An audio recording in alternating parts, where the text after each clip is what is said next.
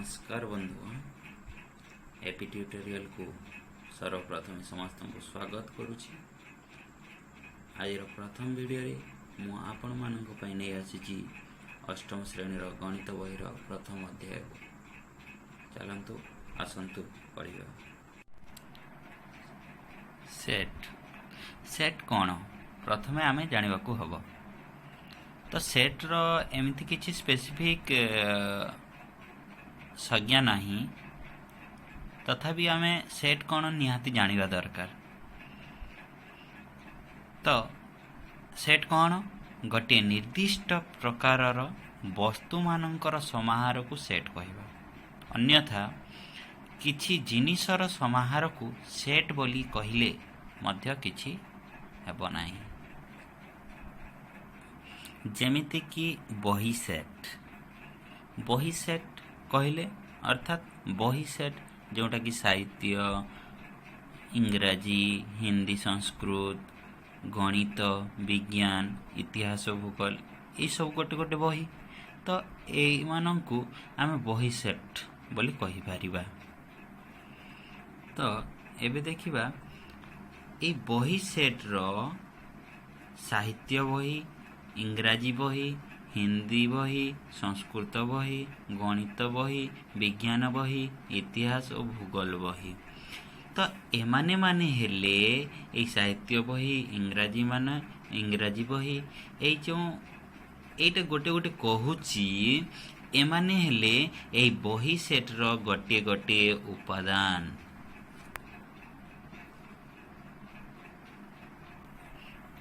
तेबे एबे आमे देखिबा उपादान कौन। आमे जो सब जिनिस बा वस्तु नहीं एक सेट गठन कले सेही मानंकु सेट रो गोटिए गोटिए उपादान बोली कहिबा।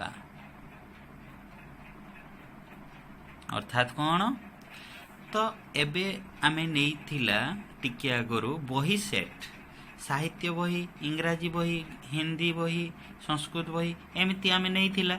तेबे एबे मते कुह कि बही सेट रो साहित्य बहीटा माने बही सेट रो ए माने साहित्य बहीटी एहार एक उपादान हेई परिबो ना नाही। एइटा माने साहित्य बहीटा बही सेट रो गोटे उपादान हेई परिबो। एमाने गोटे गोटे हेले उपादान। एमाने कहार उपादान बही सेट रो उपादान। वर्तमान आमे बुझी गले कि उपादान कौन। तो उपादान को एही संकेत द्वारा सूचित करा जाए। एहा को इंग्राजी रे एलिमेंट कहा जाए। एहा को माने कहा को उपादान को इंग्राजी रे एलिमेंट बोली कहा जाए। तेणु करी उपादान को एही संकेत द्वारा सूचित करा जाई अछि। मु टिके आगरु कहूथिली कि एही संकेत कहूथिली। तो एही संकेत को बिलोंग्स टू बोली पढ़ा जाए। बिलोंग्स टू आओ एही संकेत को डज नॉट बिलोंग्स टू बोली पढ़ा जाए। एही संकेत डज नॉट बिलोंग्स टू, एही संकेत को बिलोंग्स टू बोली पढ़ा जाए। चलंतु वर्तमान आमे पढ़िबा लिखन प्रणाली। तो लिखन प्रणाली कौन। लिखन प्रणाली को पढ़िबा आगरु आमे लिखन प्रणाली कौन जानिबा दरकार। अच्छा आमे तो आगरु सेट आ उपादान विषय रे पढ़ि सारिछु। तो सेट आ उपादान विषय जे पढ़ि सारिछु आमे, तो गोटे सेट रो उपादान मानंकु आमे किभली लेखिबा सेई विषय रे वर्तमान आमे पढ़िबा। तो लिखन प्रणाली को दुई भाग रे विभक्त करा जाई अछि। प्रथमटी हेला तालिका पद्धति बा सारणी पद्धति और द्वितीयटी हेला सूत्र पद्धति। चलंतु वर्तमान पढ़िबा तालिका पद्धति। एही पद्धति रे सेट रो उपादान मानंकु गोटिए परे गोटिए कमा देई एक जोड़ा कुटिल बंधनी मध्य रे लेखा जाए। जो उपादान मानकू आमे गोटे पर गोटे अर्थात गोटे उपादान पर आउ गोटे उपादान को कमा देई गोटे जोड़ा कुटिल बंधनी मध्य लिखिबा ताहा हेला तालिका पद्धति। उदाहरण स्वरूप ए सेट अर्थात इंग्राजी वर्णमालार समस्त स्वर वर्ण। अच्छा ए समस्त को आमे केमिति लिखिया पूर्वरु आमे पढ़ीचे एही पद्धति रे सेट रो उपादान माननकु गोटिए परे गोटिए कमा देई एक जोड़ा कुटिल बंधनी मध्य रे लिखा जाए। अच्छा कहला देखी इंग्राजी वर्णमालार समस्त स्वर वर्ण कौन कौन से गुडी कहले ए बी सी एटा भूल से माने हेले ए ई आई ओ यू जहाकू कि आमे कुटिल बंधनी मध्य रे लिखिबा ए ई आई ओ यू एमाने समस्ते हेले ए सेट रो गोटिए गोटिए उपादान अर्थात ए सेट रो ए होउची गोटिए उपादान ए सेट रो ई होउची गोटिए उपादान ए सेट रो आई होउची गोटिए उपादान ए सेट रो ओ होउची गोटिए उपादान ए सेट रो यू होउची गोटिए उपादान एमाने समस्त हेले इंग्राजी वर्णमालार गोटिए गोटिए स्वर वर्ण अर्थात इंग्राजी वर्णमाला रे केतोटी स्वर वर्ण अछि इंग्राजी वर्णमाला रे सर्वमोट 5टी स्वर वर्ण अछि। ठीक सेमिति बी सेट रो अर्थात प्रथम 5टी मौलिक संख्यार सेट। तो प्रथम 5टी मौलिक संख्यार सेट मौलिक संख्या समस्त जानिथिबे 2 3 5 7 11 एमाने माने हेले गोटे गोटे मौलिक संख्या। तेबे बी सेट रे आमे ताकू तालिका पद्धति रे लिखिबा देखंतु 2 3 5 7 11 एमाने माने हेले बी सेट रो गोटिए गोटिए उपादान 2 को बी सेट रो गोटिए उपादान कहि परिबा 3 को बी सेट रो गोटिए उपादान कहि परिबा 5 को बी सेट रो गोटिए उपादान कहि परिबा 7 को बी सेट रो गोटिए उपादान कहि परिबा 11 को बी सेट रो गोटिए उपादान कहिबा। तेबे ए सेट रो जेमिति एमाने माने गोटिए गोटिए उपादान ठीक सही भली बी सेट रो मध्य 2 3 5 7 11 एमाने माने मध्य गोटिए गोटिए उपादान। आमे आगर पढ़ी सारिचे बही सेट विषय रे तेबे सेमानंको आमे किपरि तालिका पद्धति रे लिखि परिबा आस सेई विषय रे देखिबा। बही सेट कुआ जाइतिला तो बही सेट को बी बोली धरि नबा बा कहिबा तो बी बोली बही सेट को कहिबा आउ बी सेट रो गोटे गोटे उपादान को लिखिबा। बही सेट रो गोटे गोटे उपादान कोन आगर पढ़ी सारिछ कुआ तो देख बही सेट रो गोटे गोटे उपादान हैला देख बी को बही सेट बोली धरा गला तो बी एक सेट जहाँ बही सेट बोली कहा जाउची। तो बही सेट अर्थात गणित बही साहित्य बही इंग्राजी बही हिंदी बही संस्कृत बही विज्ञान बही इतिहास बही भूगोल बही हैला। तो एमाने माने हेले बी सेट रो गोटे गोटे उपादान एमाने माने माने कौन गणित बही साहित्य बही एमाने माने होउछंती गोटे गोटे उपादान कहार उपादान बी सेट रो उपादान अर्थात उक्त सेट अर्थात बही सेट रो उपादान माने हेले गणित बही साहित्य बही हैला। एमानकु केमिति लिखा जायछि गोटे उपादान परे गोटे उपादान देख मझिरे कमा देई देई लिखा जायछि आउ ताकू कुटिल बंधनी द्वारा कौन करा जायछि कुटिल बंधनी द्वारा आबद्ध करा जायछि अर्थात गोटे जोड़ा कुटिल बंधनी मध्य रे ताकू लिखा जायछि। एहा हैला तालिका पद्धति। तेबे चलंतु सूत्र पद्धति कौन प्रथमे जानिबा देखंतु सूत्र पद्धति कौन जदि एक सेट रो उपादान गुड़िकर एक साधारण गुण बा धर्म थाए तेबे ସେହି ଧର୍ମକୁ ଲେଖି ଉକ୍ତ ସେଟକୁ ସୂତ୍ର ପଦ୍ଧତିରେ ଲେଖିପାରିବା। ଯଦି ଉପାଦାନ ଗୁଡ଼ିକରେ ଗୋଟେ ସାଧାରଣ ଧର୍ମ ବା ଗୁଣ ଥାଏ ତେବେ ସେ ଧର୍ମକୁ ଲେଖିକି ଆମେ ସେଇ ସେଟକୁ ଲେଖିକି ଆମେ ସୂତ୍ର ପଦ୍ଧତିରେ ପରିପ୍ରକାଶ କରିପାରିବା। ଉଦାହରଣ ସ୍ୱରୂପ ଏ ଏକ ସେଟ୍ ହେଲା, ତ ଏ ସେଟ୍ର ଏମାନେ ମାନେ ଗୋଟେ ଗୋଟେ ହେଲେ ଉପାଦାନ। ଏଇଟା ତାଲିକା ପଦ୍ଧତିରେ ଆମେ ପଢ଼ି ସାରିଛୁ। ତେବେ ଏହି ସେଟ୍କୁ ଆମେ କିଭଳି ସୂତ୍ର ପଦ୍ଧତିରେ ଲେଖିବା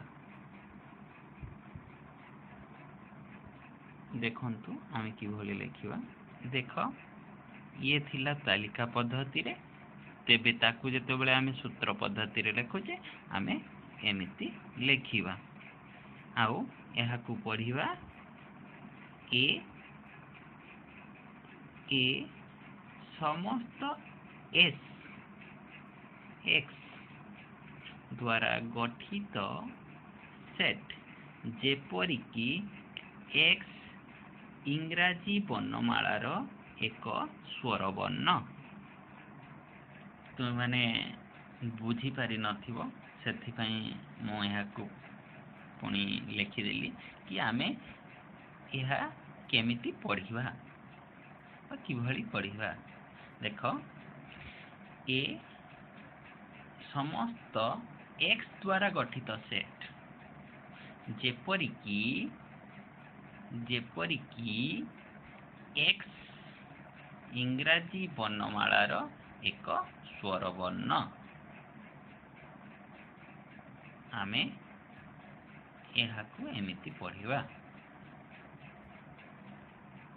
ଆଚ୍ଛା, ଆମେ ଏଠାରେ ଏଭଳି ଗୋଟେ ଚିହ୍ନ ବ୍ୟବହାର କରିଛେ, ଏହାର ତ ଅର୍ଥ ଆମେ ଜାଣିନୁ ନା। ତ ଏହାର ଅର୍ଥ ଦେଖ, ଏଠାରେ ଆମେ ଯେଉଁ ଚିହ୍ନ ଦେଇଛୁ ଏମିତି ଚିହ୍ନ ଦିଆଯାଇଛି। ଦେଖ, ଏଇଠି ଏମିତି ଚିହ୍ନ ଦିଆଯାଇଛି ନା, ଆମେ ଏମିତି ଚିହ୍ନ ମଧ୍ୟ ବ୍ୟବହାର କରିପାରିବା। ତ ଏହି ଚିହ୍ନର ଅର୍ଥ କ'ଣ? ଏହି ଚିହ୍ନର ଅର୍ଥ ହେଉଛି ଯେପରିକି, ଇଂରାଜୀରେ ଆମେ ତାକୁ କହୁ such that ହେଲା। ସେଥିପାଇଁ ଏଇ ଜାଗାରେ ଲେଖା ହେଇଛି ଯେପରିକି। ଦେଖ, ଏଇ ଜାଗାରେ ଯେପରିକି ଲେଖାଯାଇଛି ହେଲା। ତ x ଦ୍ୱାରା ଗଠିତ ସେଟ୍ ଯେପରିକି x ଇଂରାଜୀ ବର୍ଣ୍ଣମାଳାର ଏକ ସ୍ୱରବର୍ଣ୍ଣ ହେଲା। ତ ଏ ସେଟ୍ରେ ଯେଉଁ ରହିଲା, ମାନେ ଏ ସେଟ୍ରେ ଏଇଟା ଗୋଟେ ଗୋଟେ ଉପାଦାନ ନା, ତ ସେଥିପାଇଁ ଲେଖାଯାଇଛି ଏ ସମସ୍ତ ମାନେ ଏଇ ସବୁ ହେଲା। ତ x ଦ୍ୱାରା ଗଠିତ ସେଟ୍ ଯେପରିକି x ଇଂରାଜୀ ବର୍ଣ୍ଣମାଳାର ଏକ ସ୍ୱରବର୍ଣ୍ଣ ବୋଲି ଆମେ ପଢ଼ିବା। ତ ଏହାର ଅର୍ଥ ଜାଣିଲ। ଏହାର ଅର୍ଥ ବା ଏଇ ଚିହ୍ନ ବା ଏଇ ଚିହ୍ନର ଅର୍ଥ ହେଉଛି ଯେପରିକି, ଅର୍ଥାତ୍ such that। ଦେଖ, ଠିକ୍ ସେଇଭଳି ଏନ୍ ଏକ ସେଟ୍ ଆଉ ଏମାନେ ଗୋଟେ ଗୋଟେ ହେଲେ ଗଣନ ସଂଖ୍ୟା। ତ ଏଇଟା ତାଲିକା ପଦ୍ଧତିରେ ଲେଖା ହେଇଛି। ବର୍ତ୍ତମାନ ଆମେ ଏହାକୁ ସୂତ୍ର ପଦ୍ଧତିରେ ଲେଖିବା। ସୂତ୍ର ପଦ୍ଧତିରେ ଲେଖିଲେ କେମିତି ହେଉଛି ଦେଖିବା। ଦେଖ, ଆମେ ଯେତେବେଳେ ସୂତ୍ର ପଦ୍ଧତିରେ ଲେଖୁଛୁ, ତ n ସେଟ୍ ଅର୍ଥାତ୍ n ସେଟ୍ର ଏମାନେ ଗୋଟେ ଗୋଟେ ଗଣନ ସଂଖ୍ୟା ହେଇଥିଲେ, ସେଥିପାଇଁ ଆମେ ଲେଖିଲା ଏଇ ଜାଗାରେ n ସମସ୍ତ x ଦ୍ୱାରା ଗଠିତ ସେଟ୍ ଯେପରିକି x ଏକ ଗଣନ ସଂଖ୍ୟା। ବୁଝିଲ? n ସମସ୍ତ x ଦ୍ୱାରା ଗଠିତ ସେଟ୍ ଯେପରିକି x ଏକ ଗଣନ ସଂଖ୍ୟା। ଠିକ୍ ଅଛି, ତୁମେମାନେ ବୁଝିପାରିନଥିବ, ସେଥିପାଇଁ ମୁଁ ଆଉ ଗୋଟେ ଉଦାହରଣ ନେଇଯାଇଛି। ଏଇଟା ତାଲିକା ପଦ୍ଧତିରେ ଲେଖାଯାଇଛି। s ଏକ ସେଟ୍ ଯେଉଁଥିରେ କି କ'ଣ, ମାନେ ସପ୍ତାହର ମାନେ 12 ମାନଙ୍କର ନାଁ ଲେଖାଯାଇଛି। अर्थात आम जाचु जे सप्ताह को 7 दिन अर्थात रविवार सोमवार मंगलवार डट डट डट शनिवार अर्थात ये डट डट रे रोचे बुधवार गुरुवार शुक्रवार है रविवार सोमवार मंगलवार बुधवार गुरुवार शुक्रवार आउ शनिवार ताको ए माने गोटे गोटे उपादान कहार उपादान यही एस रो उपादान है सप्ताह गोटे गोटे उपादान हेले एमाने है तो एबे आमे यहाँ सूत्र पद्धति लिखा तो किपरि लिखा देख जिते बेले आमे ये तालिका पद्धति लेखा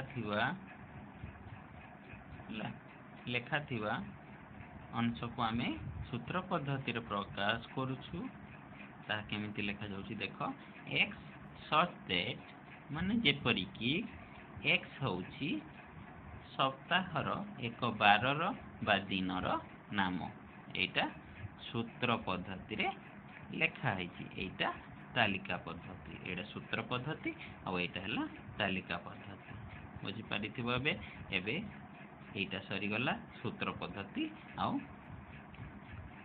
तालिका पद्धति आ गोटे कथा कहूची देख एई जगह रे माने एटा इज टू माने एटा सच दैट जेपरि कि यार अर्थ हला जेपरि कि मु पूर्वर कहि सारी तुम मानकु कि ए चिन्ह आ ए चिन्ह थिले जेपरि कि शब्दर आमे व्यवहार करि पारिबा हला तार अर्थ होउची एमानकर अर्थ होउची जेपरि कि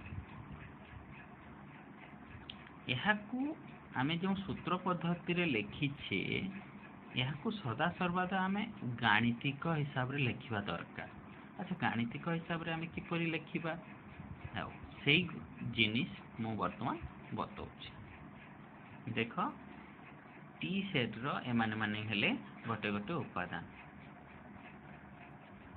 हैला टी सेट रो एमाने माने हेले गोटे गोटे उपादान एमाने एटा होछि तालिका पद्धति वर्तमान आमे एही संख्या गुडी को आमे किपरि सूत्र पद्धति रे लेखिबा देख जिते बेले आमे सूत्र पद्धति रे गाणितिक उपाय लिखुचे एपरि लिखिबा आमे x जेपरि कि x एलिमेंट n अर्थात संख्या को बुझाउची n आउ z संख्या को बुझाउची 0 less than x less than 7 तो एही परि गाणितिक उक्ति रे लेखा जाय था वर्तमान यह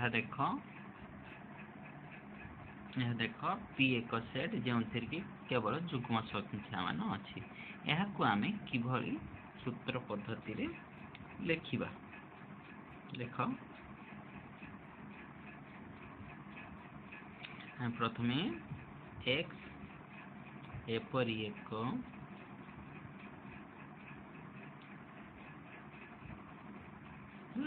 x एपरि x एक